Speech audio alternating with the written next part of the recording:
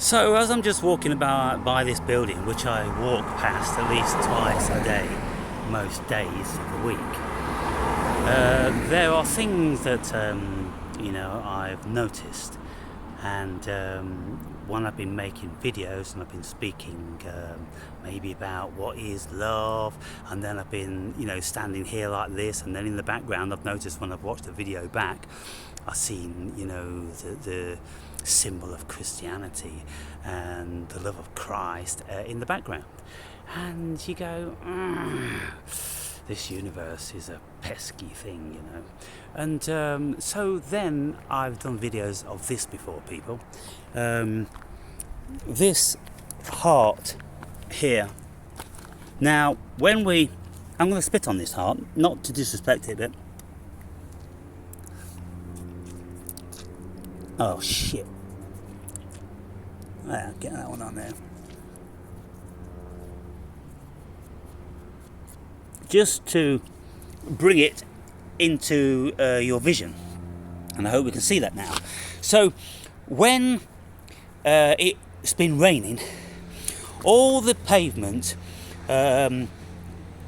is wet, and this is the first thing to dry out, and so that stands out as whiter than the background, than the tarmac below it, which is wet, and it's just so noticeable.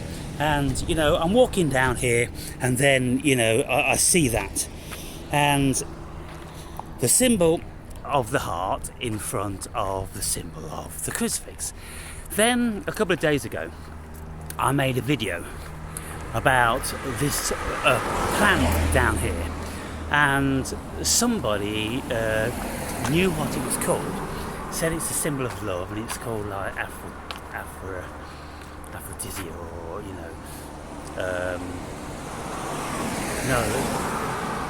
the goddess of love, that plant there. And I'm like, well, that's interesting, because this plant, which is called the goddess of love, or symbolism of love, is next to an institution which is supposed to be symbolic of love. And then what I noticed today is that there's a lot of plants all around here, and I'll just pull this up so you can see it, that are actually heart-shaped. And so if we pick that one there, and that's a very prominent heart-shaped, and there's many of them. They all are in this variety. Some are a little bit different like that. And then when we go over here to another variety of this ivy thing, then we are presented again with these heart-shaped leaves. And so if I know how the universe speaks to us, I know how the universe speaks to me, and I know the universe thinks I'm pretty dumb on most occasions. That's why it keeps needing to reiterate all the time. Because it knows that I notice stuff like this, then that's how it speaks to me. I once asked the pastor, how will God speak with me? You pastors say, oh, God's going to speak with you in his own way. And I said, well, how's God going to speak to me, if I don't believe in him? And the pastor said, he's going to speak to you any way he can penetrate you. And I'm like, fuck, because that's what he's been doing. And for those of you that know my stories and have read my book, then you know all about this. Now, also I've pointed out something else to you people, that this number of this building there is 52. And of course 5 and 2 are 7. And this is a pious, the 10th Catholic Roman Church. And so it's full of symbolism around here. And if it's not food for thought, then I don't know what is. And it appears that from many directions people are trying to enlighten me shake me out of my resentment or non-acceptance, my shunning of love. Even though I've had so many incredible experiences on psychedelics and not, which have told me that the cosmos is love, the world's all love and everything's all love. But you see, when we have these experiences, then we come back to the egoic reality, and that it slips away.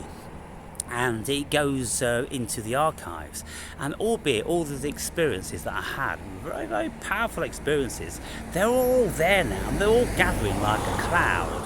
And the thing is about what's happening with me is that there is a very, very deep-rooted resentment I feel for love due to the death of my mother, and due to me not being able to intellectualize it because it's a shapeshifter. And to be quite frank, I've never really believed in it because I've never really seen 100% evidence of it from anybody. People could say, this couple's been together for 50 years and they love each other. I'm so skeptical, and I go, well, I'm sure they're probably staying with each other because they couldn't get anybody else. Better the devil that you know, and a whole myriad of other reasons. I would rationally and logically put forward all those arguments. And I would be convinced that that is a reality over and above that they absolutely love each other. What could you love about each other at that age? You must be sick to death of each other, surely to God. But some people proclaim this love thing. Jesus came to me one day and he showed me what his unconditional love was, and then God, showed me what his love was. And I see and feel the love everywhere, and I just think it's somewhat a weakness to give in and just to go love and light. I've always had a bone of contention, the greatest resentment for fluffy love and light, and giving myself to Jesus. Good God, man, giving myself to this pie in the sky thing. I just feel as if I need more evidence. I probably need Jesus standing before me, or God. Actually, I've seen God in the clouds, by the way. And when I speak about these videos, I'm like, for God's sake, man, when are you going to get it? You've seen God in the clouds, angels have come to you, you've had encounters with the devil, you've been chastised by Jehovah, you've been shown the unconditional love by Jesus, he's giving you symbols everywhere you go. And you see, my love of nature is very, very profound, and so this is why I'm always looking closely at it. And many leaves on trees and plants, they come in a heart shaped. So nature is showing us that it's love, and I know that nature is love, and I don't have any problem embracing 100%, 1,000, 1,000,000% love for the natural world. But when we get into all this stuff, religion and all the rest of it, which is filled with evil, to be sure. And when you read the Old Testament, well, that's just completely evil from beginning to end. And so, of course, I have a problem with that. My rational mind has a problem with that. And so it's a little bit confusing, so therefore we seek out more evidence. And of course, being a rational thinking person, then I can go, okay, well, some leaves are heart-shaped, and just because these leaves are in front of the Catholic Church with a crucifix, which is a symbol of Jesus' love, and then there's a bit of a tarmac shaped heart on the tarmac, and then there's a bush which is called the love bush or some fucking thing. Don't be making inferences, Awakened Brave. You're too big for that. And I'm like, of course I am. But somewhere at the back of my mind, it's kind of like, okay. But I'm like, well, just keep showing me some more then, because I'm going to take a lot of convincing. And you know, the amount of people that I've told my stories to, and be they religious or not, they have a general consensus that, well, something wants you, something most certainly wants you. And I'm just looking for some more heart-shaped ones. Here you see, they're everywhere, people. You can find them everywhere, and you see, look, they're not all like that, but if you're looking for it, you'll find it. And that's the thing, you see, if we don't look for it, if we don't open our eyes up if we don't open our hearts up to God or Christ or Allah or whatever, you know, then, you know, we will just keep walking by without noticing. And so it's an interesting journey, I will say that.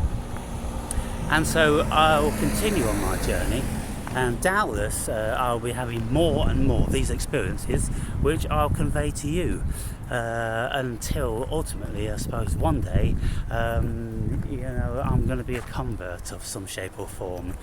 But I will never be a religious convert, but I will be a convert for love and, you know, that level of Buddhist oneness. And my heart will soften.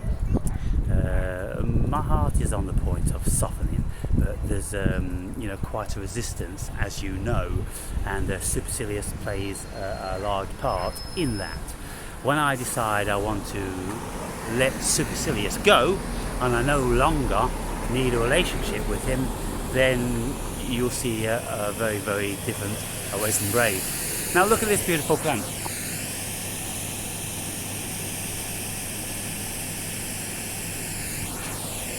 Baby pink and blues. And there's also yellow in there. Isn't that a thing? You see, we have these baby colours, which is pink and blue for a girl and boy, but then we have yellow if we're going to buy baby clothes when we don't know what the sex of the baby is. So they've got yellow ones there as well. Go figure, people. You see, look what we've done. Yellow ones as well.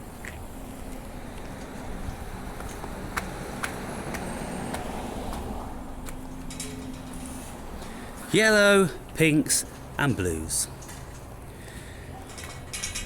What a wonderful world. And so if you've ever wondered why we've chose those colours for babies, well, now you know, because they're very prolific in nature. And this isn't by any stretch of the imagination the only occasion I've seen these pink, blues and yellows together. I've seen them in the most exquisite, beautiful little flowers which grow in desert regions. They have beautiful, vibrant petals of, let's say, blue, and they have a pink inner colouring, and then they have yellow stamens. So you've got the pink, blue and yellow there. Outstanding, people, absolutely outstanding.